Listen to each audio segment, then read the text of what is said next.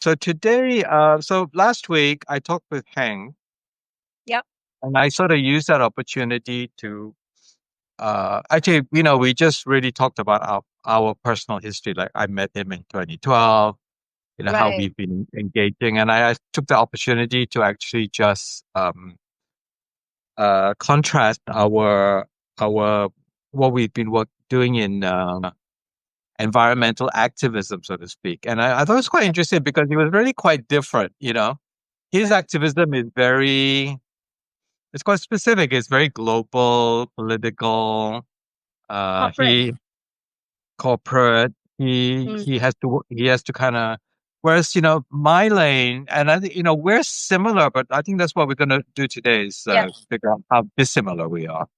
Yep. Uh, our lane is more uh, grassroots, Yep. individual based, Yep. um, and eco literacy and stuff like that. So I thought that was quite interesting doing that. So today with you, uh, we'll do the same thing. Well, let's Yep. explore, what Yep. we've been doing. And I think, we've been doing things a little bit differently, right? You've been doing more consulting than I have, Yep.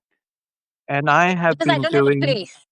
Yeah, I don't have a place. okay, So it's yeah, me that has to move. So there's a different, like, how to say, there's a different opportunity, there's a different cost, there's a different audience to that, you know? Yeah. sure, yeah. Mm. And then my main point of difference is I had that big project, which was the park, which actually uh, really sucked up a lot of time and energy and was actually a great platform for activism in a way and outreach Yep. and awareness and stuff like that. Uh, Yeah. so the first thing I wanted to catch up with is actually I'm not that familiar with other activists. Right. So the other day I asked you, so maybe we could start with that. I remember I asked you, do you know Gurmit Singh? He's Which I like the sort of think OG. the He's the OG, right? OG. Okay. Yeah. So So, Gourmet, yeah, so Gourmet was one, I mean, he's the pioneer. I'm talking about like 1970s activists from who literally argued why there is no specificity in the Environmental Act. So literally, this man rallied people to discuss what was the Environmental Act at the time. And that set the precedence for the founding of the EPSM, which is Environmental Protection Society of Malaysia. And being the activist he had like a group of people that were mobilizing this movement. And then I think they started focusing on I think so. If I'm not mistaken, he's some kind of electrical engineer or something. And they started talking about urban pollution, river and water treatment, because as development was mm. expanding in the city, these were issues that, like, okay, water out, where does it go? Is it just Yeah, immediately polluting the river? Are they putting any safeguards? yeah. Right? And then there was a lot of as the power grid was expanding, there was questions around energy efficiency, distribution, and then I think at the Yeah, time, let me just interject because I find that yeah, a lot of activism has been around in this area because we have a lot of engineers yeah, and scientists and technical yeah, people. So their activism has been in that world of yeah, compliance and yeah, engineering and stuff like that. So, so I yeah, did see a lot of that. And that's never yeah, been an area that I've been interested in yeah, doing yeah, because yeah, I'm not technically skilled in that area, A. yeah, yeah, yeah. Uh, But I think it's because when you start opening a space for activism, yeah, you need to be technically competent to argue sure, why something is absolutely. wrong and what is the alternative and why it's better. So I Yeah, think first generation activists, typically, whether it's marine activists or like nuclear activists, they all have to be very technically competent to sure. create the conversation and to hold Yeah, that space long enough till other people catch up, because they are yeah, the early adopters, the innovators are, if you must, of the idea of like this is yeah. wrong. And then they garner the following, and then it reaches a tipping point. And I think we are at the generation past that tipping point. It's somewhat in people's knowledge sphere, but people still are unable to mobilize themselves. And then we figure out the articulation and the operations and the Yeah, process for people I to think participate. that's the other point, because when I was talking with Heng, one thing I thought he was really bringing up was he was very focused on the supply side of the Yeah. problem. We are But creating demand. and then I said that, but if we don't fix the demand side, for Yeah. example, you could do whatever, you can do all And that it's just work going to fall on about deaf ears. Yeah. the hay or whatever, but if people are still buying snacks made with palm oil, at Yeah. this sort of huge level, Yeah. it's never going to end. It just never ends. Yeah. So both sides need to be addressed in a way, and I think we play an important role on that demand side. Yeah. One Yeah. Yeah. other one other activist maybe on the demand side was actually Caroline Lau. Yeah. Yeah. Yeah. Yeah, what's Yeah. her organization So, again? hang on. Okay. So, Caroline is a landscape architect. She and Sixan used to have a boutique architecture firm. I Yeah. think then he took on the major roles, and she was more like child rearing, and they've got like 3-4 kids. But she's always been in the activism space because her family, her dad is a national arts, like he's a national artist. He has Yeah. exhibits in the National Art Gallery. Mm. And all her siblings are arty, and she Yes. started off very young, making props for plays, and a lot of those plays are part of Five Arts Center, which is like human rights and Right. democracy centric. So when Susan started doing more art herself in terms of like upcycling plastic and working with Suchi and being part of Zero Waste Malaysia, those zero waste t-shirts that I wear, that's done by Caroline. Sure. So she's I been doing I activism in her way actually through the I channel. I nearly worked with her more directly because uh, when I did one of the festivals at the park, I wanted an artist to do an installation with Yeah, plastic straws, you know? yeah, And she yeah. was a candidate, a researcher. She was going to do it. And then she had an accident. She fell and hurt her back or something. And she couldn't do it. Mm, Yeah. yeah. So that was thing. And then I obviously I re-engaged with her when she did your event, the one in Kuching. Yeah. Yep.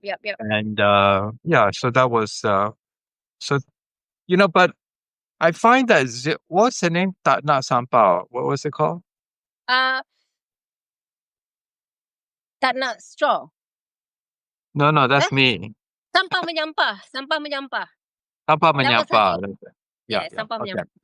Yeah, I mean that was the right thing to do at the time, and then I kind of Yeah. feel it sort of went down this lane that kind of got a bit I think it was crazy. In COVID. fact, It was COVID. It was there. no, It raised awareness.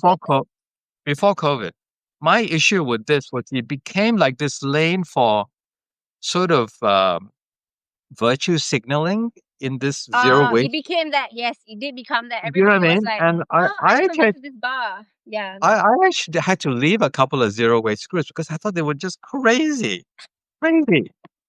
It's like what In anything, it's. that will be the crazies.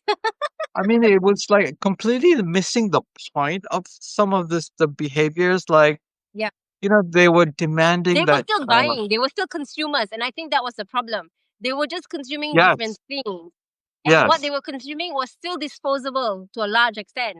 And They here we were are they trying were to like create this. mad at supermarkets for wrapping all Yeah. the apples individually. But I'm like, why are you buying apples at the supermarket when you live in a country Yeah. with 200 native fruits that are delicious?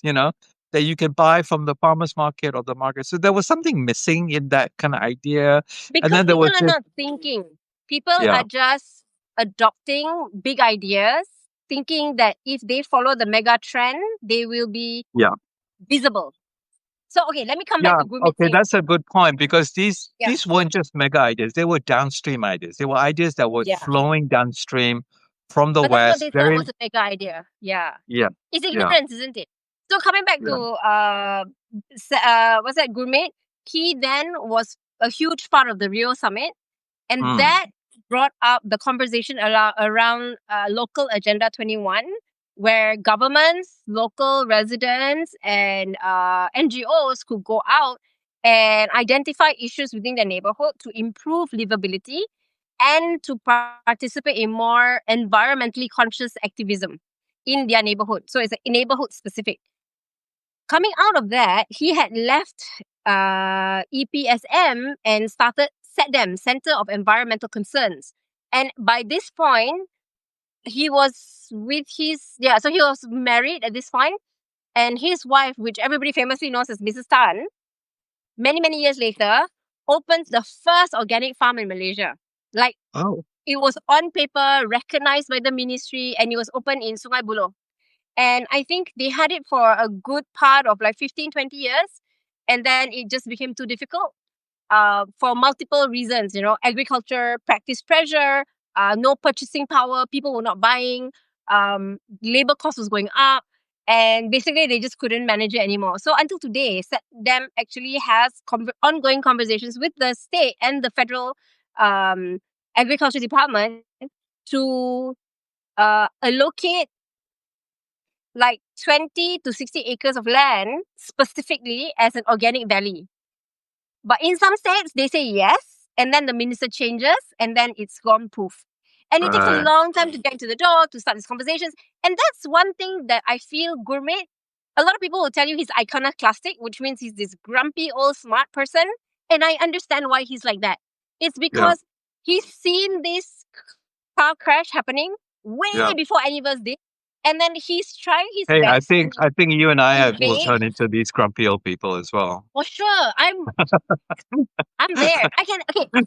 The first time I met him many, many, many years ago when I first started Ecocentric, I remember meeting him at a conference and we sat down and we had a conversation. He was pretty decent the first 2 minutes of the conversation because he goes like, young lady, who are you and what do you do? So I go like, I'm like meeting this guy and I'm like mind blown that I'm sitting beside him. And I'm like, why isn't anybody sitting beside him and asking him 20 questions? And then I realized that he is quite caustic, His first question was, why don't you just join people who are already doing it and just get in line because there's a lot of work to be done? And then he goes like, why do you bother doing what you're doing? You don't know enough about the issue.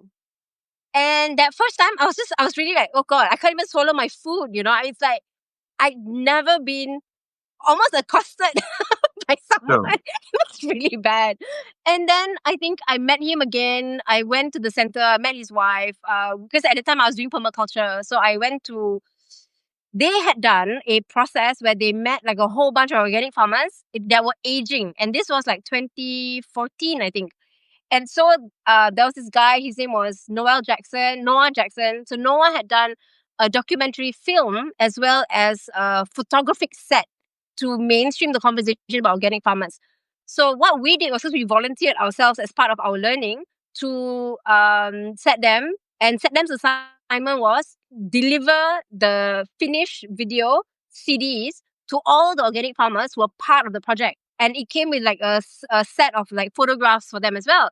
So we went to I think there was like 15 different farmers, some in closer to each other than others. So we went on this road trip over like, I think 4 weeks, 5 weeks to these different places to deliver. We met the farmers, and a lot of them were at the point where they were going to call it quits because they were at the age where it's getting too difficult to run an organic farm. One guy went to recce. One guy almost died of dengue. There was a couple that then moved into more like church activism and started teaching orang asli kids how to farm, and then they would feed them food that they farmed as part of like conversion, and then so we met the spectrum of them. yeah, It was an interesting way to learn about organic farming in Malaysia. And then we also met some who were a little bit more like, oh my God, they're doing biodynamics here. Like, like why? It sounds so intensive because some of the things were bought from abroad. And that made me question like, okay, if I'm going to be organic, I'm doing it because of these few things. And if I'm going to be sustainable, I'm going to make sure I'm within this guide. My amendments do not come from a foreign country. yeah. And I would find a local, substitute. So when I went back, I had this conversation with Madam Tan, and she cannot, like, it's not a conversation. It's like, I have an idea and this is it, and you just have to work around the block. So I think Gourmet, Madam Tan have done a lot of good work. They have been part of every single environmental conversation you can think of in Malaysia. He can command a room, a technical space, Mm. and say green buildings, this is bullshit. He can just say that, and people will actually go and follow up on it. So I tip my hat off to him. He still takes the bus. He will still cycle to places. He will even tell you, you can pick me up at 4, and you have to go pick him up at 4, and you can send him back by Grab because he ain't driving. And he Wow. ain't going to go, he'd rather take public transport, which will take him 2 hours to get for 45 Okay. minutes meeting. Okay. So that's him, And Okay. alongside, pardon? Good. Good. Yeah. Yeah. Yeah. I'm completely relating to all of this. Yeah. Yeah. And alongside him is Yeah. Steve McCoy's mom, Sheila. Okay. This, Before you get to yeah, Steve, I want to just make 2 points about organic farming because yeah, uh I don't know what's happening in other parts of Malaysia, but in yeah, Johor, actually, when I came back, yeah. there were actually like 3 organic farms. There were three. That's not bad. It was the beginning of people. The demand was Growing. starting, Yeah, and but it was not sustainable. So yeah, one of the best, because I set up that first green market, and we yeah, had there was a Japanese guy with a small yeah. organic farm, doing quite really good product. He's disappeared. Uh, Right. and then Akata he eventually ended up taking over Happy Farm, which is another one. That's also Yeah. gone. I remember visiting him at that one. Yeah. And then I was also looking into on a side lane to this, which was that there are actually farmers here who are not organic, but are farming second best practices. That means low Okay. pesticide usage, which I thought was Yeah. also important because Yes. It there's needs to be a spectrum. It cannot be just this or that. right, It needs to yeah, have a spectrum. and that actually is still available. And the reason it Yeah. is because actually that product is just product that's going to go to Singapore. So what we were Yeah. seeing was actually the subgrade quality stuff, which was almost as good. It's just not the best quality. Yeah. Uh, that would end up going to Singapore, and we would have the Mm-hmm. opportunity to buy this sort of grade B, which would be Yeah. sold at the night markets, and it would be at a great price. And I kind of befriended a couple of them, and one of them ended up joining one of my markets. But it's really all sort of disappeared. I mean, another big player is Follow, but I feel like Follow doesn't really fit into this narrative because none of their product really enters the Malaysian market. It's all goes to Singapore, you know. Mm. So although they have a narrative of growing organic things and whatever, It it doesn't it affect it. does it doesn't improve our lives here. Yeah. Yeah. It Yep. is Yep. Yep. it feeds into a privileged Singaporean who can afford Yeah. this thing, Yeah. and Yeah. you know. But as you say, we need a spectrum, and that spectrum is there. And Malaysians do buy their stuff. Same thing, Yeah. they have like leftover stuff and all that kind of stuff. And then the other thing with the organic is that oh yeah, the other thing about organic is what is missing, and it's something I learned when I was living in the US in Yeah. particular, is that the average consumer has a role in this. You can't just say, "Oh, it's too Yes. expensive." It's too expensive. I can't afford it. No, but You're part of CSA yeah. in Okay. Yeah. Malaysia, Consumer Supported Agriculture in Malaysia, Yeah. started off as buying veggie bags. Yeah. And I think even during them time, one of the things that I realized was difficult for me as a consumer wanting to support a veggie bag, because one of the people who was in the documentary was making what do you call that, microbiotic meals, and so they would buy organic from somebody, and they will produce the microbiotic meals, and then the Sure. microbiotic meals went into a food bag that um that went out to the people who bought like the organic food and the microbiotic, like breads or whatever it was. So I in my, because when I deliver the stuff, typically we stay over with the farmer and we kind of get to know a bit about their farm and stuff like that. So that was an ecocentrics like learning between me and Laiman. And I remember one of the things that took me back was, okay, so I have to pay like this amount of ringgit to get this kilo weightage of fruits and vegetables.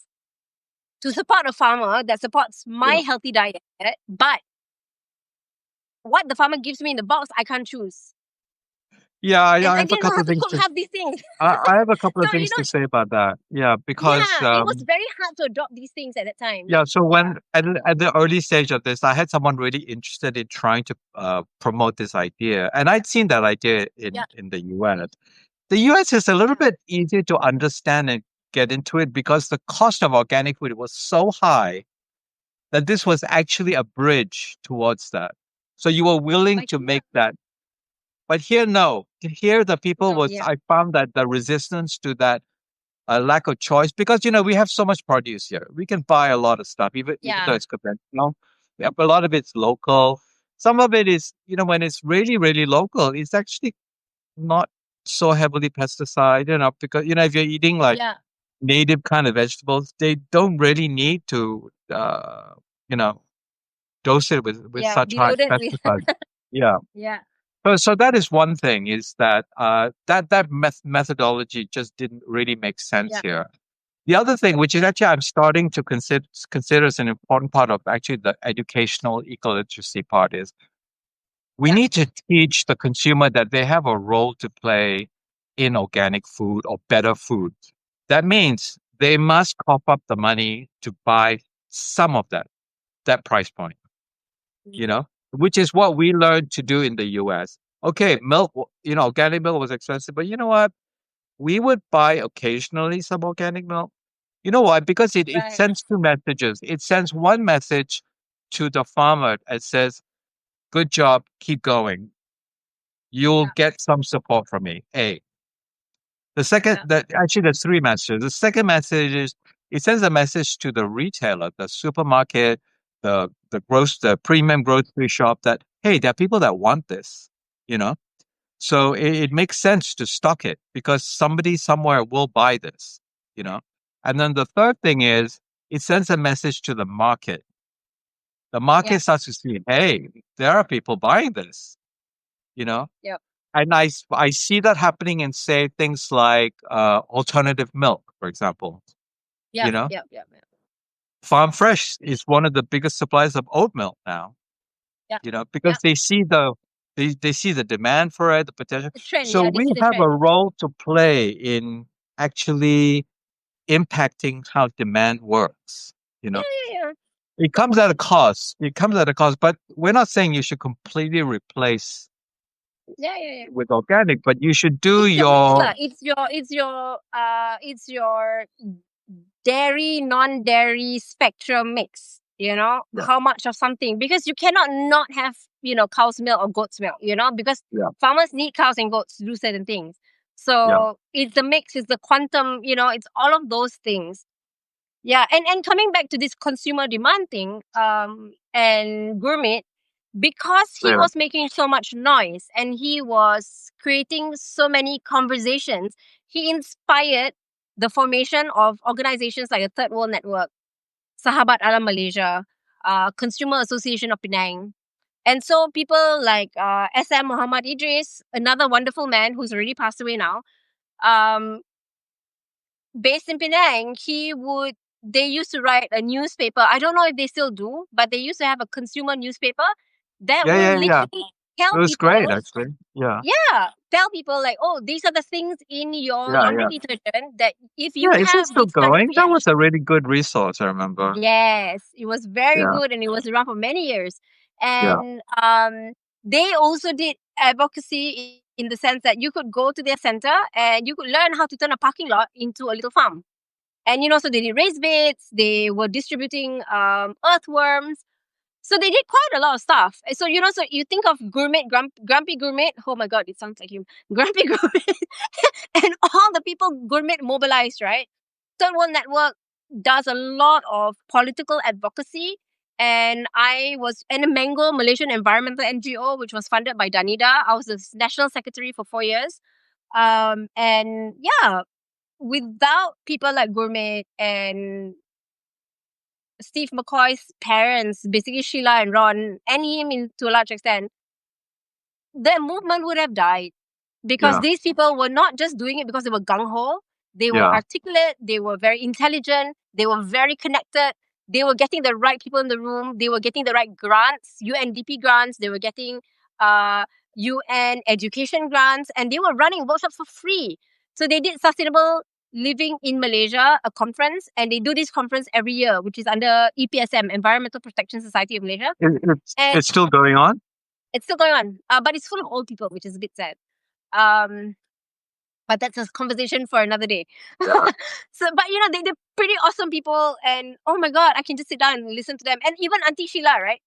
She will, like Laiman and I will go to a conference. Okay, wait. I want to talk about Steve and Steve's parents, but I just want to look back a little bit because I did write an article about eggs, which is another thing that you could buy organically, you could buy free range. Because wrapped into this idea of organic, there's also the idea of ethical and humane as well. Yep. And there are things that you can buy which are humane or ethically, which are just better. And so Farm Fresh does that. They have they have a humane certification from Australia. Eggs is also quite interesting because it's such a huge.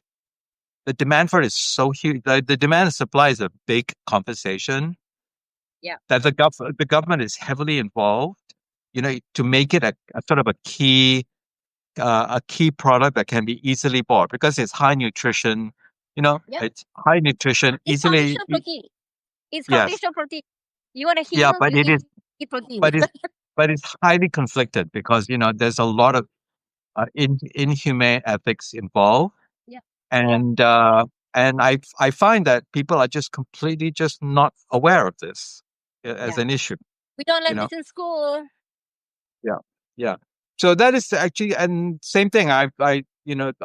Because when you go and buy eggs in the supermarkets, it's a big pile of them, and they have all kinds of information about it, but none of them tell you about how they're actually farming it. They tell you what are they feeding it.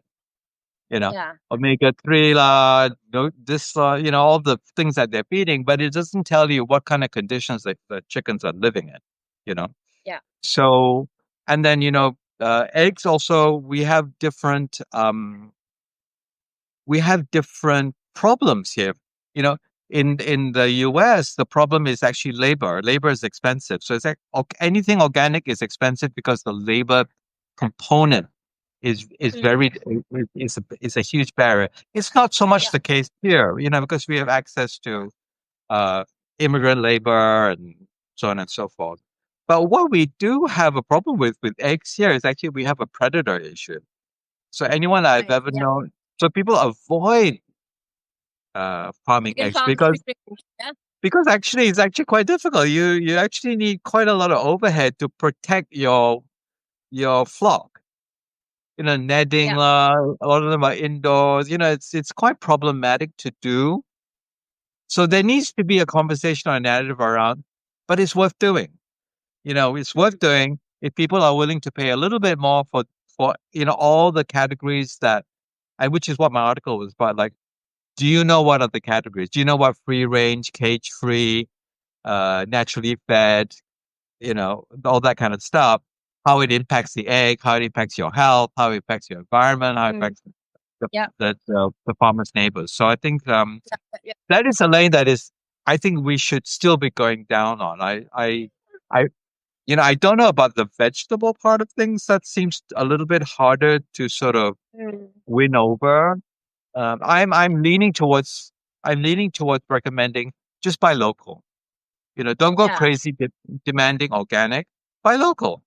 You will actually remove a lot of pressures on the system because once you start to fight against this very globalized, this from China, this from Bangladesh, this from Egypt, if you have a better understanding of that, it's better to navigate that local idea and reduce your carbon footprint than to really feel that you're compelled to do a organic thing.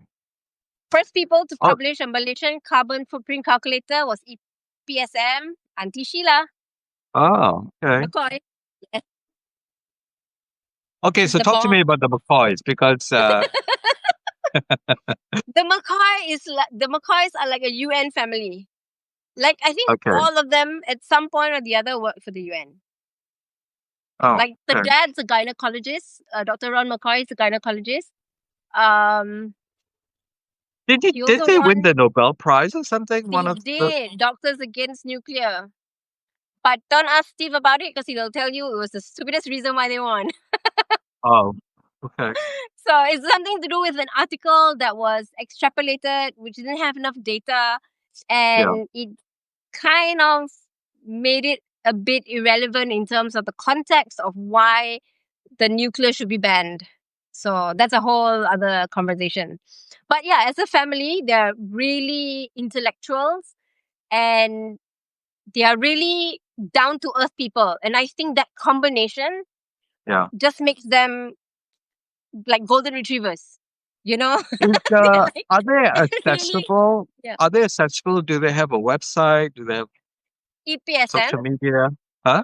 EPSM has a website because again, they are older people who are part of it. So you only Mm. see their events. Unless you're in their little WhatsApp group or their whatever Telegram group, then it comes with good morning messages. So if you have the stamina for that, then you get everything else. So You know, there is a sweet spot. which raises a point because I saw this more everyday environmentalism increase in the US when content was more available. Like, when like Tree Hugger, that Yeah. the content site Tree Hugger, when that came on the scene, it completely changed. It had a It, huge it, impact it because mainstreamed the conversation for the average man in the street. correct. Yeah. Yeah, it made it understandable. You could find, you could learn about where you could belong in this conversation, Yeah. Yeah. I I think think the that's challenge also quite with missing EPSM, here. the challenge with EPSM and SETDEM is that they're mostly old people. They're highly technical. Yeah. So, and they're very serious because they know they don't have much time. So they'll go to events and they'll make themselves publicly available. However, to facilitate the download of their knowledge and to turn it into like fun, light, easy content, to some extent, even through that project that I did with the documentary film thing, I feel like they felt it was not serious enough. You know, it didn't have enough weight behind it, you know. But the thing is, the average person ain't gonna go sit down and watch a documentary that's Yeah, so yeah. I heavy think and that so is like, gore and yeah. I intense. think Yeah. that is actually a path that you and I really want to figure out, right? Yeah. Because there's no point being elitist or Yeah. specialist or highfalutin or about the Yeah. information because you'll have no impact. You will And be that's where I see people like Carolyn can do a lot of like she can create big shifts because yeah, yeah. she And she understands did. it. She did. Yeah. She did. So she Yeah. understands it from a materiality point. She Yeah. understands it from consumer I have more in my life, therefore I can buy more. It allows me to Yeah. buy more. But just because I can, should I? Just Yeah. because I Yeah. can, must I? Just because Yeah. I can I Popular create an culture alternative? popular culture is an engine for change. You have to Yeah, understand how to tap into it. And I think yeah, she was part of that. I just want to just comment on where it actually goes wrong because apart from the virtue signaling thing, some of it was just crazy. And I I think I upset some of my friends because people are still doing upcycling. yes. And Ah, so I have dumb. two problems. I have two problems with that. One is aesthetically, I have a problem with it. I mean, why would you want to have garbage as part of your environment? You know, because you're giving permission to companies to just never stop producing this garbage. Because you know what? Yeah. You seem very happy about just turning it into arts and crafts. So You know, when I first yeah, founded Ecocentric, this was yeah, like in 2010. And I told people like, if we manage to do a good job and we get, a decent amount of funding to sustain our life, yeah. Ecocentric shouldn't exist beyond 10 years. Because then we would have done the advocacy we want to do. We Mm. have created the space for change and would have mainstreamed it to a point where everybody's doing what we're doing, right? So I gave myself 10 years, yeah. Obviously didn't Leila, make it because it just didn't pay very well in terms of, people would negotiate you down. They think like you're an NGO, therefore you shouldn't be paid a certain amount. So there's a whole lot of like That's crazy. I hate that. Yeah. I've had But that. and people do this, you know why? Because you are not an environmentally trained person. You're not an environmental engineer. You Yeah. are just experimenting. It's just Yeah. a fun thing. There's no impact. And the thing is, Right? even when we provide reporting, yes. And then the problem was we were too early. I think my Mm. problem was I was too early. When I started out, I was the quack. I was that person who did not have a social network. I did not have parents' connections Yeah, that's to interesting. introduce me Yeah. to big companies and say, hey, you know what? They're going to do this and it's going to be well. You're going to give them a 3-year contract. They're going to do this, right? We Yeah. always got cut off halfway because people just didn't have the patience to see the process through. And one of the things I keep telling people is with community projects. So if you tell students in a school, do a pilot project so that you understand the nature of what you're trying to change. And then once you have the feedback from the pilot project, then you turn it into the program that you want to instill in the whole school. If you do that for students in school, why do you expect different when you are doing it with a community of people who are mixed?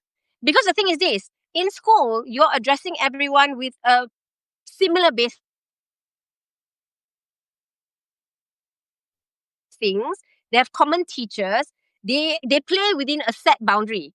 But when you talk about a neighborhood can have rich people, poor people. You can have Yeah. people from Kelantan, from Terengganu, from Johor, from Pahang, and they come with very different upbringing. And you're trying to do a community project, and you're trying to show evidence in 6 weeks, 3 months, 100 days. And I'm like, you're asking for the moon, the stars, and the universe. It's not possible to do behavior change in such a short period. You need to phase it out and you need to do it in certain kind of scaffolded method. And this is the thing, right? Even Sam Darby, you know what's your concern with me? Oh, you need to show us all your accounts and your auditing. I'm like, auditing of the project, sure. Auditing of the numbers we can do, but we don't want to hire a person just to do numbers. Right. Because my project team is more valuable running the program. We'll send you numbers, but we're not gonna like lose sleep over sending you numbers because you want it to the 0.01%. And that was the part where it You know, really pissed me off. that I in feel like itself is a problem. That in itself is a problem. You know, when I've had to, when you engage, unfortunately, you do have to engage with a bigger corporation or a yeah, bigger thing to get the funding. But when you deal with them, you end up dealing with the accounting department who just, it's 90% of just your like, work is accounting. just, They yeah, don't they're care just about like your work. warlords. You know, they just want They you to do do this not and care this. about your work. Yeah. Yeah, yeah, That's the worst part. Because then my argument when I go for all the group meetings is, do you not want to hear what my community has to say about what they're learning? Do you not want to hear what they are creating from the knowledge that we've instilled in them? Because what we do is we impart knowledge, we provide workshops and skill-based training. And then we ask them to take that into their lens of life and see how does it work, right? If we taught them how to propagate plants, right? And then say this Makcik and her friends want to plant like 100 bananas. And they wanted to plant 2 varieties because the end game is they want to open a goreng pisang shop. So they're Mm, trying to stabilize their banana production. So then we will teach them, okay, so you do your planting on a time scale. So you have bumper crops over several months. So then they plan and they implement this agriculture like module that we taught them, And then another guy probably wants to only plant sugarcane for the Ramadan season. So the rest of the year, he's doing nothing with the land. So then he'll plant something else like ulams and stuff like that, which he then sells to the local gerai makan. So, we teach agriculture. We're not teaching them what to plant. We're teaching them how to plant and how to keep it healthy. And then they come with what they want out of the process. And then we mm, help them curate the outcome. And these things don't happen in 3 months. They don't happen in 100 days. They don't happen in right. 365 days. They take time because in those groups, if you know anything about team building and people performance, you've heard of the Tuckman's model, which is form, storm, norm, perform. So even in their small group who are friends and neighbors, they will go through arguments because they have different points of views, they have different priorities, they have different challenges at home, yet they have to function this space that is now their growing space, which is going to give them an outcome. So sometimes when I go into conversations, like when I was in Mango, when I was the secretary of Mango, my problem was Mango would run this annual green hunt. They will outsource the green hunt to an events company. They'll pay 80,000 to events company to do it. And then they'll only earn like 20K. I'm like, what? How is it that the events company is earning more than us? And and we are all activists. Third World Network, the Water Network, like Mm. Wetlands International, we are all members of the Malaysian Environmental NGO Coalition. And its You know, function was to be a clearinghouse of information and yeah, policy change. So yeah, Mango, when Malaysia Education Department wanted to have a technical committee around climate change education, environmental education in school, would consult Mango, and Mango members would attend this consultation. And as a group, we would all have our focus area: the marine people, the terrestrial people, terrestrial water body people, the foresters, the wildlife department, frame, all these other people will come into the room.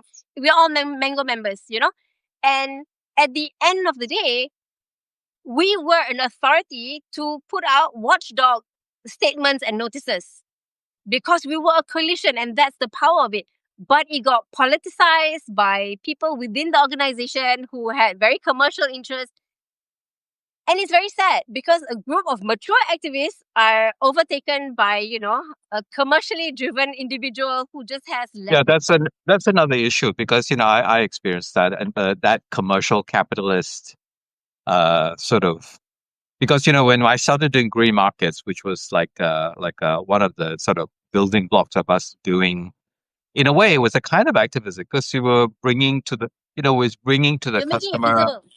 Yeah. the idea of a better food, better Yep. grown food, locally prepared, all this kind of stuff. Yep. And a few things happen. One is event companies looking Yeah. at saw this foot traffic. you know First of all, it was so hard to curate these markets because we live in a There's no country with. model.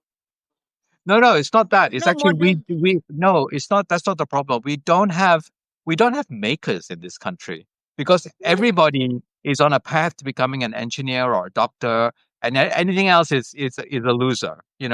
Whereas in somewhere in the U.S., it's kind of okay to be a writer or an actor or on Broadway, and in the daytime maybe you work at Starbucks. So Yeah.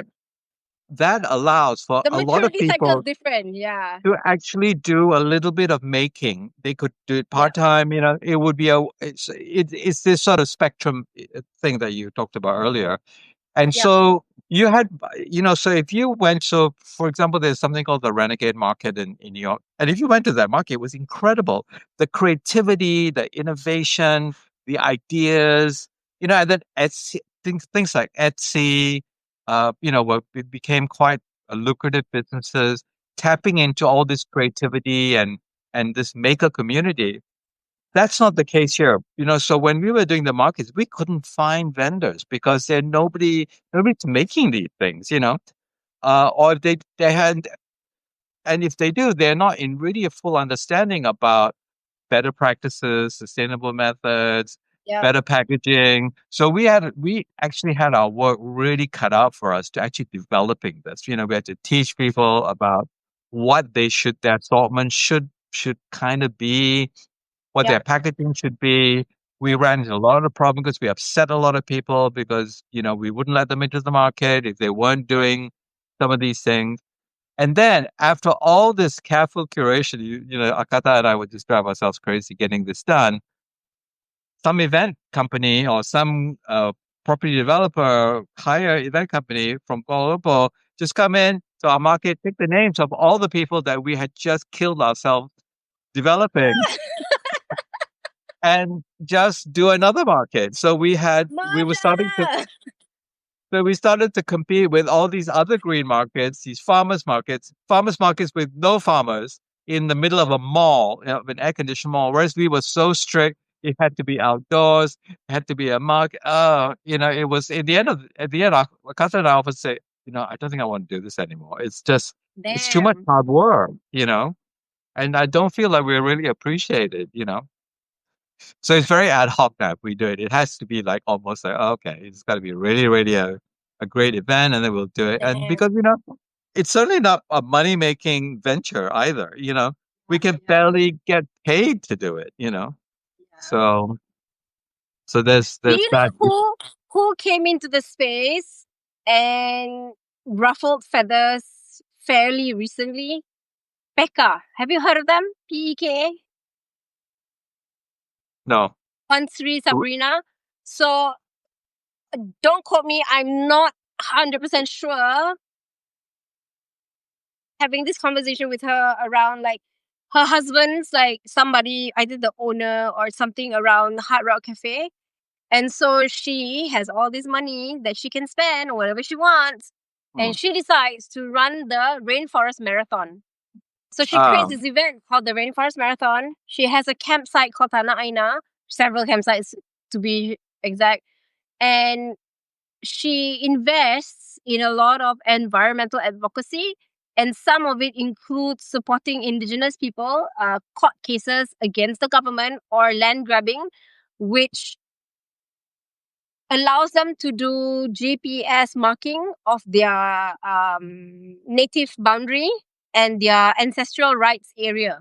So yeah, she's put some good money to some good use, So yeah, I think she freaked people out because she I was I, like wa- I, wa- I want to corporate point out types some that some did this.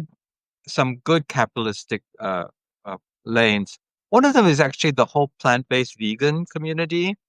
Yeah, yeah. Uh, Remember we went to that one in KL, and I remember going to it, and I was like really quite surprised Oh, at Veg how, Fest. Veg yeah, Fest. and I was Yeah, yeah, yeah. and I was like, wow, I struggled to get like two plant-based vendors before, and now they've got like a whole There's festival. a list. There's a whole list. And so Everything from sometimes these things mushroom. happen. Yeah. Sometimes these things happen. It's happenstance. There's actually there's obviously a burgeoning vegan community in KL. And I could see that one slice of that was actually a large number of Indian expats from India Yes, who are because they are vegan, vegetarian, vegetarian. vegan. Yeah. So they provided the demand, Yeah. which is the trigger for supply to. Yeah. So, so there is actually that. And there's always this underlying demand for plant-based. You know For what I realized maybe about it's that? religious, there's Buddhist, there's Yeah. Hindu, but Yeah.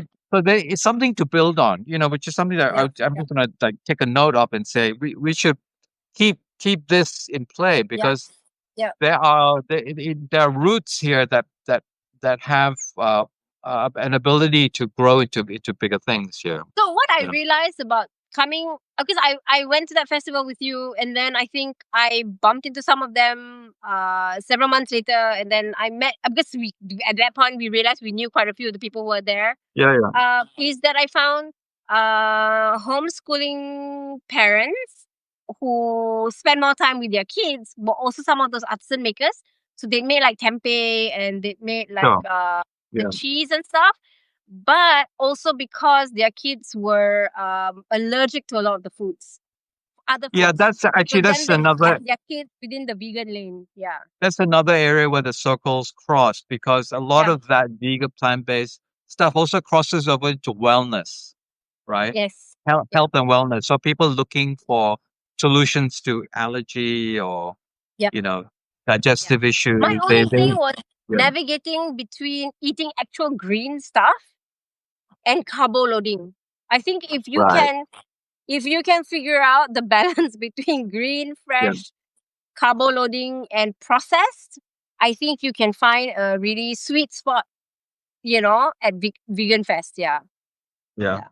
Yeah. Yeah, we're doing edible education, which is actually Yeah. really, it's really pointed at this area where people really need to understand that there are really some modern day issues that are to do Mm. with our diet, you know, Yeah. which then affect environmental issues, they affect Yeah. wellness issues, and and so on and Oh, so forth. one of the things that I felt came out of all of this was also oh my god, what they called? They're called what are they called? They are called, so they do river stuff. And they have this kids program called the river rangers, and they Oh, went around picking class 1 rivers in the city, which were basically like 200 meters long, because then it will join a bigger thing and then it just, the quality will just drop. They are called GEC, uh, Global Environment Center. So they are more business like WWF, but a oh lot of yeah, their yeah. work is community based. And although they don't do much activism, so there's a in Malaysia, because freedom of speech is comparatively new, and that's related to Bersih, and we'll keep that in its own pile. People like GEC and WWF don't participate in advocacy or activism because it will cost them a seat at the table. Like for me, when I started Transitions TTDI with my neighbors, Mm, like I ended up in lockup, for doing some yeah, of these things. yeah. It's no joke lah. It's quite serious. It goes on. I mean, it didn't go on my permanent record, and I think that was a political thing because my MP went in and like bang table and sent us, the bar council sent us lawyers, and they did a lot of things we didn't expect them to do, but they saved our ass. But we were not. I mean, we were not malicious. We were not wrong. We did not. Not wrong in the sense that what we did was purely within the guidelines of the pre-elections guideline. So you're not allowed to put certain things up, banners, campaign banners, before the 100 days of campaign. And the banners were basically choking plants, blocking view from traffic lights in front of a school. And a lot of these plastic banners were ripping off and falling into the drain, creating clogging. And TTDI has a lot of dengue, and it had a lot of these problems. And it had been happening before the 100 days of campaign. So me and my neighbors, under transitions, we went out and we removed some of these banners. And then the people who were for the banners picked us up and put us in jail. And it's really difficult because when they asked me what I did for a living and I told them I'm a teacher, Mm. boy, was I condemned. Oh, awak orang kerajaan, awak cikgu mengajar budak-budak, awak orang Melayu yang campur, awak blah blah blah blah blah blah. Like even my great grand ancestors were cursed. And that's another problem, right? Activism in Malaysia is not objective. That's a great point because the lanes cross, right? Yeah. And that's why there are that there should be activists who are actually thought leaders, right? They bring strong opinions and they bring knowledge and Yeah. information. What I find, and this is one of the subjects I kind of talked about with Heng, is that you know politicians can sort of Say can sort of anything. and they will just like the capitalists, the politicians will also want to get into that act and Yeah. look like some kind of savior. Or for example, I was really concerned in the 2018 elections, like PKR were coming across Yeah. as the environmental party, as the Yeah. party that were only willing to talk about the environment. I thought that's quite dangerous because, Yeah. Yeah. Yeah. and it turned out to be true. Once they did get into power, they did bugger all. You know, Yeah. they really, Yeah. they really did not do what they seemed to be saying before Yeah. that. How they were going to really change. How they, you know, urban planning and building better cities. None of that happened. None of that happened. You know, so that's kind of an issue. So we have a political lane, there's an activist lane, and I think what is really requiring more work is actually your average Joe lane needs to be better. They need to Yes. just have more information at hand, know how to make those better choices that are actually impactful. And see and get that feedback loop that's saying, hey, when you do this is Yeah. getting better, so in When some when I was part of Mango, there was a Trans-Pacific Partnership with TPPA, which Trump in his first term had discontinued. So Obama's people had set up TPPA, or were pushing for TPPA for all of us to sign TPPA. it was such a controversial document because it would remove your sovereignty around like genetic branding. You would lose if they patent it before you, even if it grows in Yeah. your country, you've been using it for eons, it will belong to them and we will have to pay a penalty. Mm. No company in Malaysia working with any American-based supply chain will be allowed to have a union. I mean, this affected us in a very real way, yeah, TPPA. Mm. And then Trump came to office. Trump chucked that out.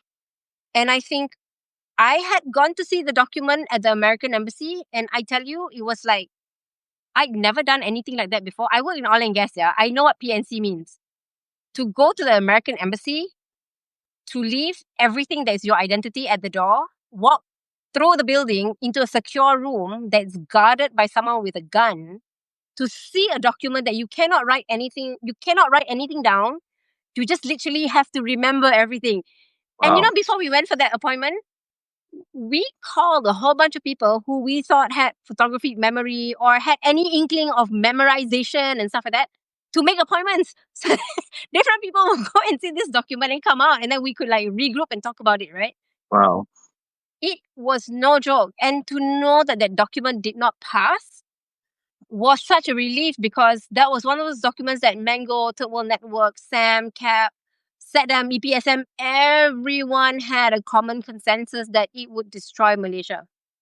And years after that, one of the Bursays later, I think it was Bursay 3 or 4, which talked about SST. And I mean, I probably did Bursay 3, 4, 2, 3, and 4.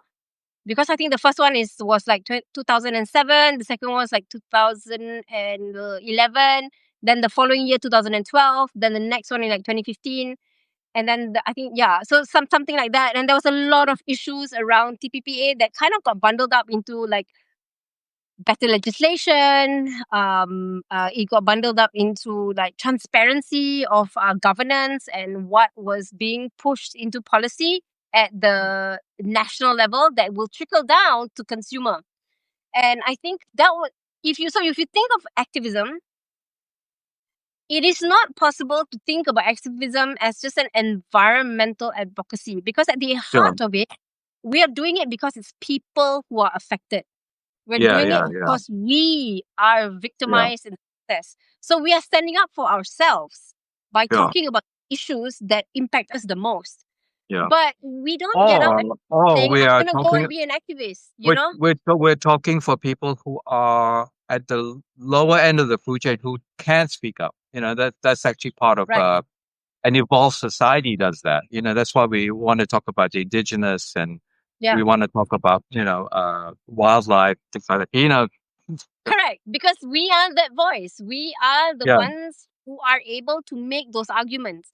Yeah. So as much as we believe, okay, we want meritocracy to work, but Yeah. it is so easily polluted by Yeah. posturing, by, leverage that we can't see, because sometimes we're just not in that space.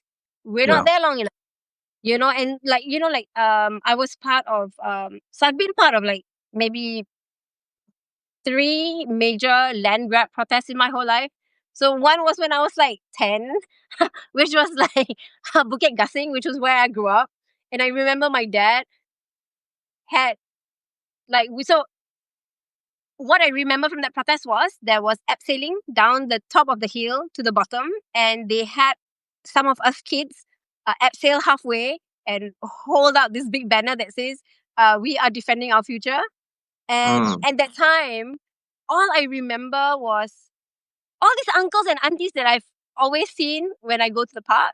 It's like a forest park, and you've been there before with us, right? Yeah. And all these people love this place, and and it's kind of amazing that everybody has this common goal: the Chinese, Malay, Indian, Sikh, whatever you can think of, Matalay, all there, and we all love this park. And that's my memory from that protest. And then later on, it was about Bukit Nanas, because they then dismantled Bukit Nanas, which was supposed to be like this huge, great park in KL. And the third park that or like wild space, no, actually, the third park that I protested for was Taman Rimba Kiara, which was where I was living It was my backyard. Like literally, I walked there every day. And that was a 6-year court case battle. I was a plaintiff. Even then, it was really hard because I wasn't a house owner. And they kept on saying that you cannot be a plaintiff because you don't own a house here. And I'm like, but that's not fair. I live here. I've been living here for like the best of Mm. 10 years. And if you say that just because I'm not a house owner, I'm not invested in the park, Mm. I think you don't understand, urbanization. Wow, that's interesting. Not, yeah. Yeah. And most of the people who were part of It's it, very it's like privilege. I elitist. It's mean, just it's like, elitist. yeah. Yeah. And And what it's not they even did, democratic. It's not democratic. It's like, oh, they, exactly. And yeah, because we had transitions to TDI, we were the young people who went around giving yeah, flyers to every single household, sitting at coffee shops, telling people why the dismantling of the park was a problem, what was the last gazetted town plan, how this is technically legal but ethically illegal, yeah. because the first mayor of KL is a TDI resident. Mm, We sat in his hall arguing with him so many times. How do we make this not just ethically illegal, but technically illegal? yeah, We spent so many hours with so many different people trying to figure out this conundrum. And we garnered such a huge rallying call that people from all over the Klang Valley showed up for every single protest that we did over those 6 years. And we even right, had like sit-ins, and we had like Earth Day events, and people would participate just because they just wanted to show numbers of people who are concerned about the park. And then we had like specialist groups who came out and did like bio blitzes and published like little booklets around the birds of TTDI, the amphibians of TTDI, the small mammals of TTDI. And as soon as we started having content, as soon as it became visible, that was when we knew the advocacy was working. Because it wasn't just us crazy people yelling and shouting about it. People sure. were documenting things. Yeah. And that is our point. I just want to loop back to Yeah. two things. One is I was sort of critical about the aesthetics of using garbage and waste to continue to have that in your environment. But I don't, I do agree with people like Ernest who does art with plastic because he's just raising issues. He's No, but creating, he's not turning the art into something valuable for you to cherish. He's creating well, I mean, he is. provocative He's making pieces. beautiful. No, well, he does a variety of things. He does Yeah. do some beautiful things with plastic, Okay. But in some ways, it also says don't turn it into like just everyday commodity. Don't allow the corporations the ability to just keep churning this plastic back into the system. You know, Right. so Right. that's one thing. The other thing that he does is he actually is making connections with problems, like microplastics in the food and stuff like that. Yeah. So that's one thing. The other thing I want to look back to is, you said that a lot of this sort of OG environmentalism is uh the senior folk, which as a senior person, I get it, You're not that senior, but okay? I am quite senior. But on that point, I want to talk about a couple of things which are related to our coaching thing. So I want to go Yeah. back and talk about Steve because Steve is is a very interesting character. Yeah. Does he have an online presence? Yes, but I think in a very curated way. Yeah, because my impressions of Steve is he's very high functioning. You know what I mean? Yes. He's super smart. He's looking at things on a very high level. He's working with Yep. governments. He's Yes. consulting with governments how to fix stuff, Yep. and sometimes that's important, and that is good to know. I wish we could have more information about stuff like that, but it does miss the mark of your everyday guy, who's not Yeah. really, connecting with that kind of information. But I met it, and I I but I think he has a lot to offer in terms of just intellect on the subject, Yeah. right? Yeah.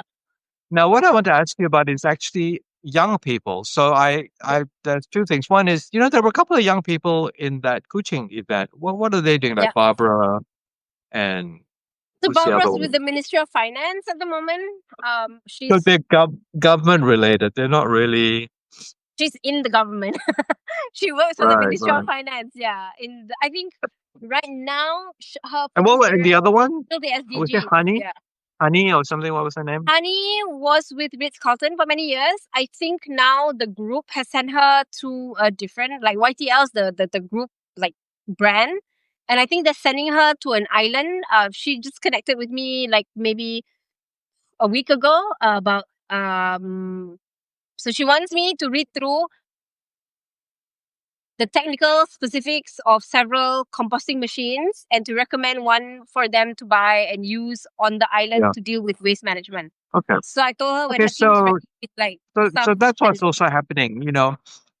Activism is necessary when governance is not taking care of these things. But we are oh, but seeing, even there are some elements in government, in yeah, ministry, because yeah, they are forced to. The world is forcing yeah. everyone to behave a bit better. So ESG, yeah, yeah, yeah. So yeah. And that is yeah, Tiffany, when she joined us in Kuching, she was one of the people in a solar farm startup in Malaysia.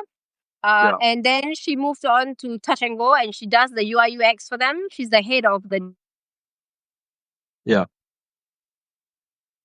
Which is another area is the capitalist commercial part of yeah, this is yeah, very uh, yeah. for She's example, like the, solar is getting bigger, batteries are getting cheaper, but yeah, the the consumer is not necessarily being well directed into this uptake of this, yeah, you know, yeah, which is a bit of a shame because it's successful, yeah, We're seeing like random connections, like electric cars, yeah. connected to solar stations. So yeah, so okay, we're nearing our hour, so I kind of want to wrap up. What shall we wrap up on? Wait, last Yeah, thoughts. yeah. You remember Occupy Dataran? Okay, which is how Hank started, right? So we're Yes, looping that right back started to in the the middle of beginning. my journey. Yes, Yeah, yeah. That's there's a photo of him with a head, with a bandana, and he's like right. getting arrested with Fahmi Reza and stuff like that. So that's actually environment activism in the beginning was is interesting. It was really about political activism. Actually, it was actually Yeah, about yeah. speaking up and daring to speak up because it was Actually, dangerous what too. made me attend was the fact that everybody was talking about social oppression, Yeah, but nobody was talking about the fact that if you don't care for the people at the bottom, they will, yeah, like people at the top, the first thing you're going to go grab is free resources, which is environmental. sure, Take the trees, take the logs, sell that, make money, right? So if you don't have good land rights protection, you're going to lose your forests. If you don't have indigenous rights protection, communities are going to get displaced, right? And then their whole livelihoods get fucked up. So I joined Sekolah Demokrasi just to argue about environmental social annex. And recently I met one of the guys from that generation, and actually there's some of them who were really good thinkers at that time. There's one guy named what's his name? Kim something. And I met him in Japan. So when I was in Kyoto, he took me to the campus in Kyoto. I can't remember the name, but like it was one of the oldest hostels in the Kyoto University. And for over 100 years, it has been the hostel for all the activists that came out from Asia. So like the Vietnamese prime minister used to stay there as a student. The Hong Kong what do you call that? Mayor used to stay there when he was a student. So it was really interesting to see these guys who we met during Sekolah Demokrasi still look at environmentalism in the context of race, politics, economics, but the baseline was environmental access. And then recently I met someone, one of the guys from that group, and what was he talking about? He was talking about, so he was a PSM, Parti Socialist Malaysia. And mm, he was talking about how when, you have all these like in Kelantan, they were displacing a lot of communities, and they turned them into like durian farms. And these Yeah. durian farms are big investment like portfolios. Actually, I want to give a shout out to PSM because, unlike PKR, who actually Yep. were just opportunists in the environmental world, PSM are real. They're authentic. They Yes. actually they care for Yep. the people affected by They're legit. environmental Yeah, I would issues. say they're Yeah, legit. they Yeah. really are. Yeah, Yeah. yeah. I think I'll put a So link to yeah, them in that because sense, I feel like some of those people who started the conversation around environment and social there. Oh, and then there's yeah. this other guy named Yuhan. So Yuhan and I had a recent conversation about deep ecology, and I think he's one of those people who just wants to go out and talk about it. He just wants to go and hear like, what do you understand about this? What makes you upset about this condition? How are you making a change? And he literally goes out and talks to hundreds of people, but none of it is recorded on video. He does not want to create content. Oh wow. He just wants engagement. He just wants to talk to you about it and Right. shift you a little bit. So these four guys that I met after like so many years, I'm Yeah. amazed at their ability to keep doing what they're doing. And Right. they are not well known. They're just everyday Joes who are doing everyday things, but shifting the needle nonetheless. Yeah. Yeah. Yeah. Yeah. Okay. On that note, I think we kind of need to end. So actually, what I'm sort of getting from this is it's so splintered. There's just so much, right? There's so many branches, so many roots. We will never run out of podcast time. Yeah, yeah. Okay, so we'll catch up again next week with something else. We'll chat about what that is. Cool Okay. beans. Oh yeah, we never got to talk about birthday. We can talk about birthday at Oh another my time. God, yeah, yeah. That's right too. All right. Okay. Bye. All right, Nisha. Talk to you again. See you Bye. soon. Bye.